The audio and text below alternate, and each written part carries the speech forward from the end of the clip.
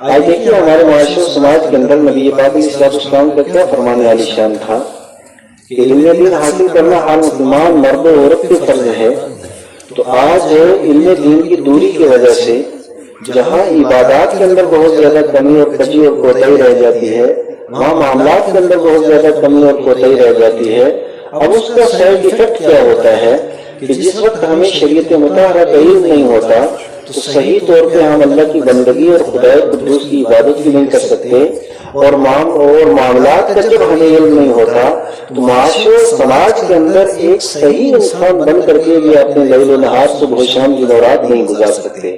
میں آپ سے یاد کروں کہ جیسے ہمارے معاشرے سماج کے اندر جیسے علم دین حاصل کرنا کن چیزوں کا، نماز فرض ہونے سے پہلے نماز کا علم حاصل کرنا ضروری ہے، وضو فرض ہونے سے پہلے وضو کا علم، غسل فرض ہونے سے پہلے غسل کا علم، اسی طریقے سے نکاح و طلاق، نکاح کرنے سے پہلے بچے اور بچی کے لیے ضروری ہے کہ نکاح کے مسائل سے آتے ہوں، اور طلاق دینے سے پہلے بھی ضروری ہے کہ ہمارے معاشرے سماج کے اندر کوئی آدمی اگر طلاق دینا چاہے تو طلاق کے مسائل سے آتے ہوں۔ اب یہاں پہ میں ایک دو باتیں حضرات سے شیئر کروں گا۔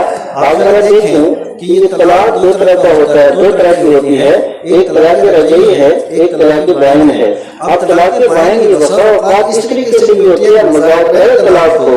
مذاکرہ طلاق کا یہ مطلب ہوا کہ میاں بیوی طلاق کے حوالے سے گفتگو کر رہے تھے، اتنے میں غصے کی حالت میں اگر میاں نے، اگر شوہر نے اپنی بیوی کو مذاکرہ طلاق یہ کہہ دیا اور اس کی نیت بھی طلاق دینے کی ہے، یعنی نیت کا اعتبار ہوگا جا میرے گھر سے دفع ہو جا، تو عورت شوہر کے اوپر حرام ہو جاتی ہے اور طلاق بعد واقع ہو جاتی ہے۔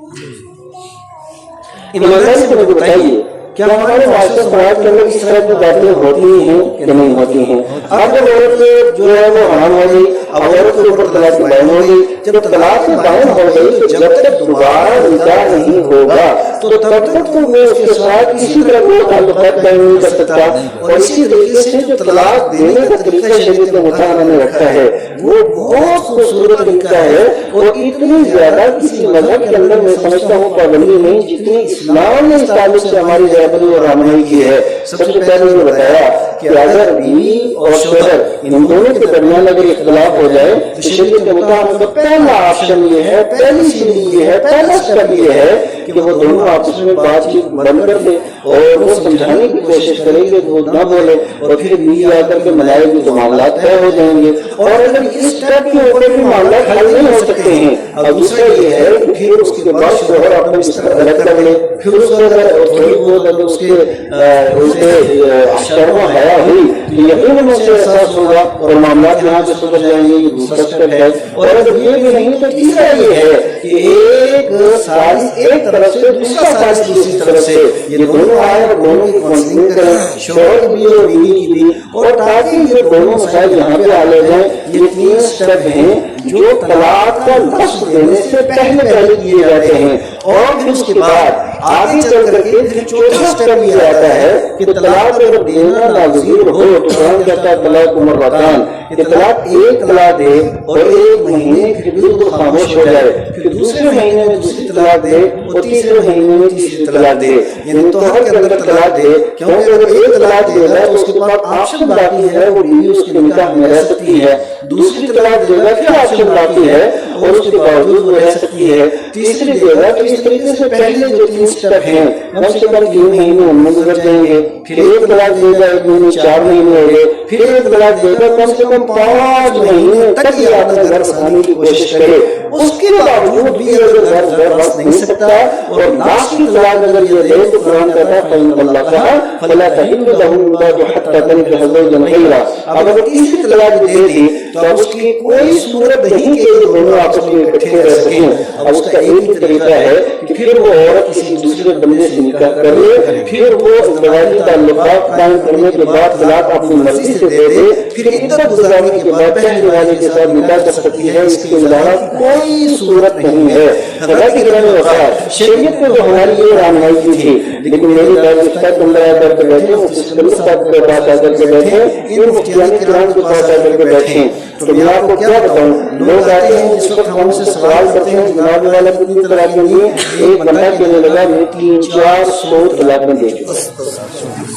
एक आदमी आया जो 50-60 तलाकें दी थी, एक आया कि मुझे होश नहीं है कि पता नहीं अनगिनत तलाकें दी हैं। अब समझ गए हैं कि इतनी तलाकें जब सारे दे करके और उसके बाद फैसला बताते हैं कि लोग उसके ऊपर अमल नहीं करते, मेल मिलाप फिर जारी रहता है। अब आप ईमानदारी से बताइए, जब औरत निकाह से मिल गई और बगैर निकाह के और बगैर हलाल तरीके से उसको आपने घर में रखा है, उसके बाद उसके नतीजे में जो औलाद पैदा होगी, क्या माशरे के लिए औलाद नफा बख्श होगी, क्या वो नाफे होगी, माशरे समाज की जरूरत बनेगी, या माशरे समाज के अंदर बेशुमार जराइम पैदा होंगे। बुनियादी चीज ये है कि इनमें दीन न होने की वजह से ऐसे बेशुमार जलसूने हमारे माशरे समाज के अंदर पैदा हो रहे, जिसकी वजह से हमारा माशरे समाज तबाही और बर्बादी की तरफ जा रहा है। क्योंकि यहाँ लोगों को शरीयत अपनी तबीयत के मुताबिक चाहिए। आप इंसान को अपनी तबीयत के मुताबिक शरीयत को करने की कोशिश नहीं, बल्कि शरीयत के मुताबिक अपनी तबीयत को करेगा तो दुनिया और आखिरत की कामयाबी अल्लाह ताला उसे अता फरमाएगा। हज़रत इब्राहिम वफ़ार इसी तरीके से मैं आपसे याद करूं कि हमारे कितने कब्रिस्तान ऐसे हैं जिनकी दीवारबंदी है, जिनकी तारबंदी है, जहाँ सफाई सुथराई है, बिल्कुल झाड़ियाँ बनी रहती हैं और एहसास तक नहीं होता।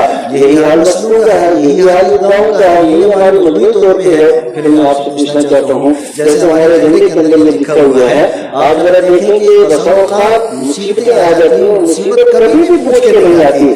किस गली के अंदर मुसीबत खड़ी हो कोई पता नहीं, किस रोड के अंदर मुसीबत खड़ी हो कोई पता नहीं। मुसीबतें तो आ जाती हैं, लेकिन जो जिंदा कौमें होती हैं वो मुसीबतों से बाहर आने की कोशिश करती हैं। लेकिन मैं आपसे पूछना चाहता हूँ, जैसे अचानक खुदा न करे जैसे तालिबान में हुआ, ऐसे अगर किसी इलाके में आए, मैं पूछना चाहता हूँ कि हमारे मुसलमानों की इसके लिए तैयारियां क्या है?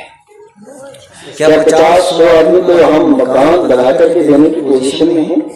क्या हमारे पास ऐसा है कि एक माशरे के अंदर, समाज के अंदर एक अच्छा बच्चा है, वो पढ़ रहा है, इस यूनिवर्सिटी के अंदर जा सकता है, या उसके अलावा कोई और वो प्रोफेशनल कोर्सेज के अंदर कहीं भी जा सकता है, लेकिन क्या हमारा माशरा समाज इस हैसियत का है एक गरीब बच्चे की हम परवरिश करके और उसकी रहनी और अमल करके और उसके सारे हालात दुरुस्त करके ताकि उसकी तालीम के अंदर हम मामिल बने? क्या हमारा माशरा, हमारा समाज, हमारी सोसाइटी, हम मुसलमान आपस में हम इस तरीके से वो कहते हैं कि अपने कमजोर आदमी को ऊपर करने की कोशिश करें? लेकिन यहाँ हाल तो ये है कि अगर किसी का अच्छा मकान बन जाए, बच्चा पढ़ जाए, किसी की नौकरी लग जाए, तो दूसरों को इतनी ज्यादा जलन होती है और उसकी मौत की कोशिश करते हैं। जब हालत ये हो जाएगी कि माशरा तबाह होगा, समाज तबाह होगा, सारे तबाह होंगे।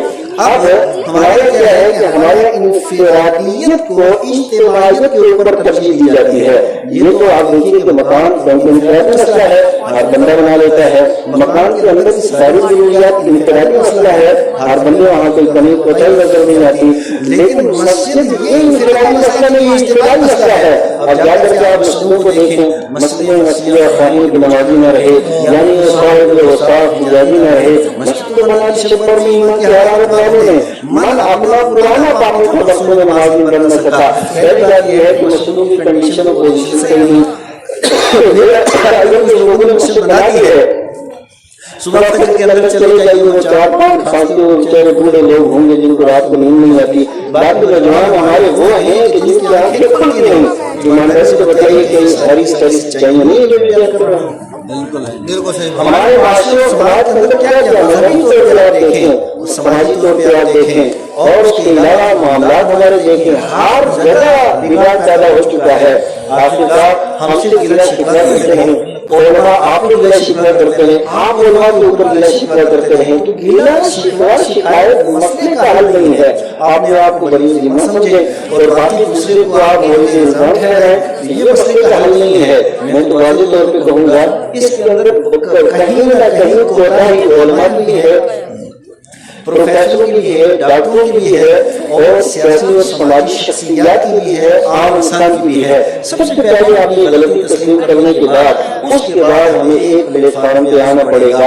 अगर आपने समझे कि एक आलिम किसी एक जुमे की तकरीर से कोई इनकलाब आ जाएगा, हर में एक जलसे से कोई इनकलाब आ जाएगा, तो सोचने में तो कोई परेशानी नहीं है, लेकिन ऐसा होगा कभी नहीं। इसका वाहिद हल ये है कि हर बंदा इकट्ठा हो और हर बंदा संजीदा हो इस मामले में। क्या हम अपनी सोसाइटी को मुस्तफा करीम इस्लाम की सुन्नत को जो बिगाड़ और खराबियां आ चुकी हैं, इन सारी खराबियों को, सारे बिगाड़ों को हमें दूर करना है और इस माशरे और समाज को उन बुनियादों पे जो मुस्तफा करीम इस्लाम ने हमें फराहम की हैं उसके ऊपर हमें इसकी तामीर करनी है। और ये तश्कील नौ के लिए और इस कदर ख्वाहिशों में तो मुशक्कत के लिए हम सबको बाहम मरबूत भी होना पड़ेगा, मजबूत भी होना पड़ेगा, ताकि माशरे की सारी खराबियां हम दूर कर सकें। यही जमात उम्मत का पैगाम है, यही बेदारी उम्मत का मकसद है। इसी मकसद की तरफ ने दावत दी है। अल्लाह तबारक व तआला हम सबको इसके ऊपर अमल करने की तौफीक अता फरमाए।